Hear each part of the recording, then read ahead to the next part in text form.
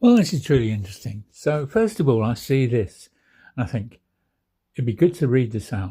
Then, almost in the same breath, I'm seeing an email from someone who, I haven't heard from for a few years. And, he's big on the promises of God. And I've been looking at his books recently, The Promises of God. But, um, yeah, he certainly needs to learn this stuff. Uh, well, like most charismatic Pentecostal ministries do. How do you have Christian leadership without hierarchy? I've mentioned the other day that Peter Stott, who moved with Graham Cook, so he found himself in hospital around the early 2000s with a cancer of the stomach or something. God did get him out of this, but he was quite a different man when he came out the other end. Two things he did. One was he delegated a lot more. Two, he started Key of David meetings, which are just like the well meetings that are happening in the States. These are agendaless meetings. Todd Bentley was very keen on them. And they're good because we engage direct with the Lord. Really, the Psalm 123 meetings, they are normal gatherings. That's the point. So we've had 1700 years of really following in the Catholic footsteps, where you have one person. Okay, we don't call him priest anymore. We either call him vicar or we call him now pastor. But really, the king of the proceedings. It's just as bad as Jews choosing a king in the Old Testament. Well, read the New Testament for yourselves. You will be amazed, as I was, when Jack Fortenberry's book, Corinthian Elders, came out in 2009. So this is what Jesus taught. As I shared in my book, I am persuaded Christian leadership as taught by Jesus. But I found many people simply cannot imagine how that would be possible. They insist that everything would fall apart. They think that no hierarchy means no leaders. Some really good explanations of how Jesus' radical teaching actually works. If you can't imagine how the church could have leadership but no hierarchy, a flat, you are all brothers, as Jesus said. Read The Starfish and the Spider. It starts by describing how scientists had a hard time imagining how the brain could work and store memories without hierarchy. Just like some people can't imagine how the church could work without hierarchy. But it wasn't there in the brain. It wasn't there. When the internet was new, investors couldn't comprehend how it was decentralized. They wanted to know, who is the president of the internet? When the first Christians, well, they weren't the first Christians, we were the first Christians, but when the first sort of organised Christians got onto the internet about 2014, they tried to produce what we have in the world at the moment, a string pulling situation. They tried to mimic that, reproduce that on the net. And of course, the very wonderful thing about the forums and about the way Facebook works is its decentralized nature.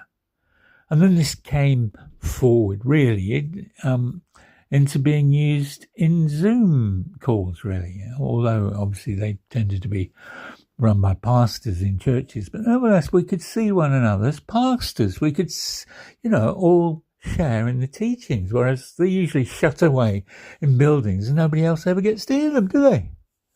So that has changed quite a lot. Anyway, The Starfish and the Spider is more of a business book, not religiously focused. It studies the advantages of decentralized organizations, leading with influence, not power. It's just amazing how it meshes with biblical church leadership. It demonstrates very well how Jesus' teaching about Christian leadership makes the church much stronger, healthier, and more resilient, contrary to the suppositions of those who think anything with no hierarchy falls apart. I found a 25-minute summary of The Starfish and the Spider on YouTube. Or you can look for the book on Amazon. This is how many Christian movements thrive and grow in the face of persecution.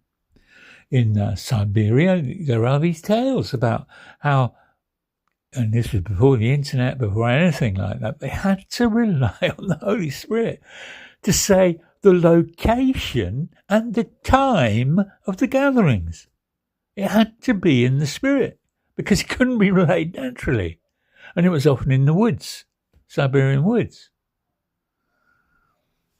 So we actually see some of the principles of the selfish and the spider in the missions movement of my city. And it's amazing to see how when much of the church is divided and one group against another, there's such a unity among the evangelists and missionaries in my city, in which the banner you come under matters very little. There's two reasons for that. One is the spontaneity of it, the very real spontaneity of it. The second reason is the ones primarily gifted with evangelism and one-to-one stuff, and the faith, the simple faith of stepping out of the boat, are often John Mark's. And John Mark, we know, wrote the 16th chapter of his gospel, which was all about gifts. There's no other gospel with that in. So from that we surmise that once John Marks get hold of the gospel, once they get baptized in the Spirit, they're often, they've been experienced that in sort of getting up and doing all their lives. The difference is they step out now into the supernatural and get up and do. And they've also, got this relational thing going on. Very, very good relation, people to people. And that's excellent in evangelism. But there's a great spontaneity. And, I can tell you after 54 years church that evangelists and other pastors, not the main pastor, but the other ones with pastor gifts in a congregation, they're all held up by this blooming, and I get so angry and annoyed with them now. Even though the pastors have no knowledge, they're wanting the best for Jesus, they're giving the whole life they think to it, but they have no idea what a bottleneck they are. That by wanting to be in charge of everything, you can't be in charge of every moment that someone's reaching another person for Christ, can you? Or healing them out in cities or towns. You can't be in charge every minute. You're an idiot. Pastor, you're an idiot. So this is how God will have his church set free, and we will move away from this stupid bottleneck, pyramid run, Egyptian shape, pyramid shape, Pharaoh shape church, which we learn. Where do we get that from? Catholics. So what do they know? They've got a pope structure, a string pulling structure, one priest in every local church. What do they know about Melchizedek order? What do they know about Psalm 123, looking only unto the Master and operating that way together? So this is really important stuff. So another great resource that Christian churches should pay attention to is Simon Sinek's talk, Why Leaders Should Speak Last. Look it up on YouTube. We actually see some of the principles of the selfish and spider in the mission movements of my city. Have I said this? It's amazing how I've said this, haven't I? And it really doesn't matter under which banner you come. Once we've got the third level concept hammered out, and I don't think even Jonathan's got hold of this yet. Once we see, it's a matter of looking to see what God is doing. We have to have a single eye. That's room 101 in Matthew 5 and 6. Blessed are the pure in heart, for they shall see God. And also the other phrase, If your eye be single, then your body will be filled with light. And what is 1 John 1 all about?